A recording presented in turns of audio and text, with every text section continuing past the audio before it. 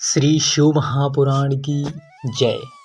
बोलिए गजानन श्री गणेश जी की जय। जय श्री कृष्ण। राधे राधे।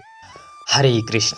अब धीरे धीरे वह समय नजदीक आने वाला है जो कि भगवान शिव को बड़ा ही प्रिय है और बड़ा ही सभी भक्तों को आनंद देने वाला और हर जगह शिवमय होने वाला, अर्थात संपूर्ण ब्रह्मांड शिवमय होने वाला है, अर्थात शिव की कृपा और करुणा प्राप्त करने वाला है। तो ऐसे में हम सभी धीरे धीरे भगवान शिव के चरणों में प्रेम की ओर बढ़ते जा रहे हैं, परंतु हमारा सभी का नाता तो पहले से ही है किसी ना किसी जन्म का। तभी हम धीरे धीरे भगवान शिव के नामों के उनके चरणों में जाने के लिए धीरे धीरे कदम बढ़ा रहे हैं।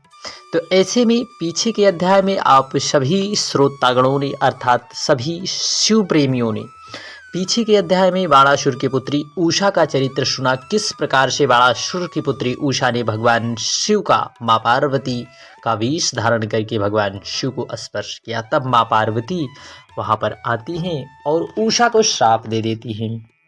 आगे की कथा में आज श्रवण करेंगे उषा का क्या चरित्र है, उसकी संपूर्ण कथा आज श्रवण करने वाले हैं। बोलिए देव देवेश्वर महादेव की जय। बोलिए सनत कुमार भगवान की जय। भगवान का ही एक स्वरूप है। एक समय प्रारब्ध दोष से गर्वित बाणासुर ने जब तांडव नृत्य करके भगवान शिव को संतुष्ट कर दिया, अर्थात तांडव नृत्य भगवान शिव को अति प्रिय है, तो उन्हें पार्वती सहित शिव जी को प्रसन्न हुआ जानकर कंधों को झुका हाथ जोड़कर बोला, हे महादेवी, आपके आशीर्वाद से ही मैं इतना बली हुआ हूं, इसलिए आप मेरा यह वचन सुनिए। हे महादेव, आपने जो मुझे यह 1000 भुजाएं दी है, इन्हें मैं लेकर क्या करूं? युद्ध के बिना इन पर्वत के समान भुजाओं से क्या लाभ है?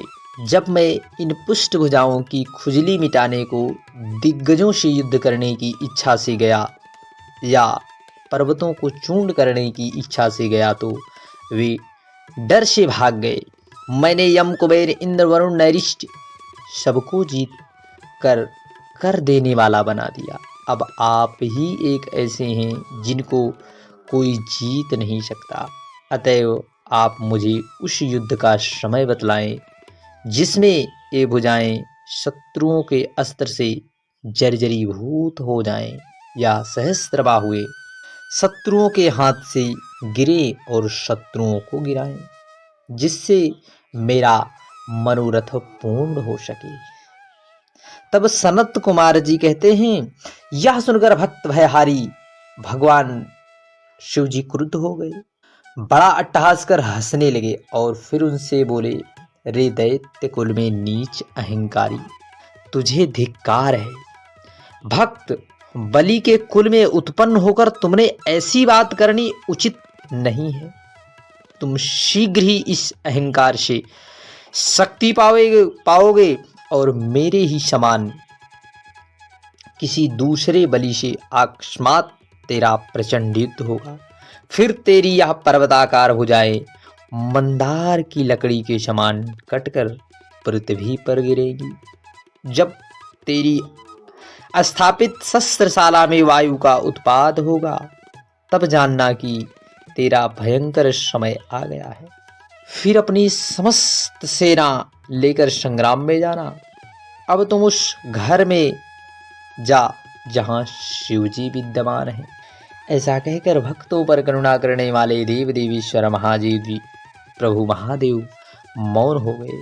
यह सुन बाणासुर ने दिव्य पुष्पों से भगवान शिव जी की पूजा कर उन्हें प्रणाम किया और पुनः अपने घर में आया। फिर कुंभांड से शव वृतांत कहे उस समय की प्रतीक्षा करने लगा। एक समय दैव योग से बाणासुर अपनी ध्वजा को स्वयं भंग हुआ देख प्रसन्न हो युद्ध करने चला। उसकी समस्त सेना उसके पीछे हुई।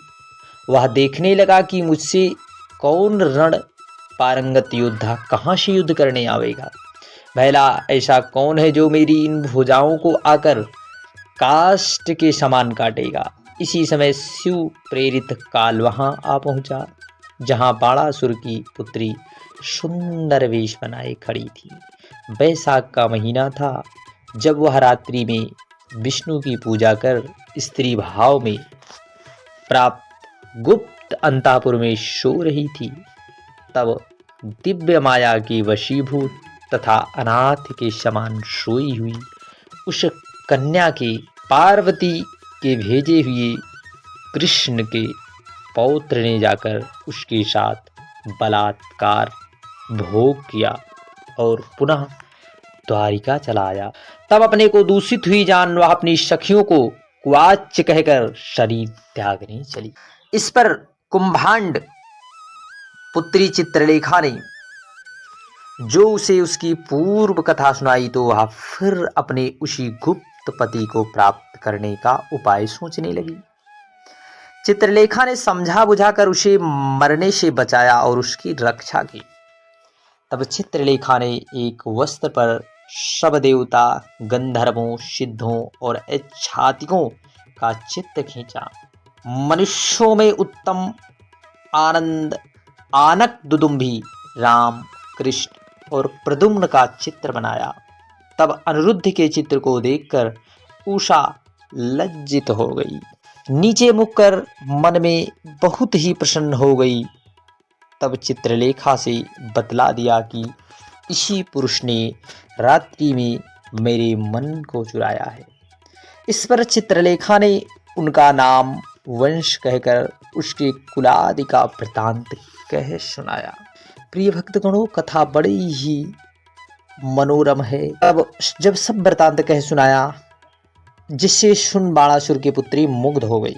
वह अपनी सखियों से उनको पाने के लिए उत्कंठा प्रकट करने लगी और बोली, चाहे जैसे भी हो तुम उसको लाकर मुझे खुश करो।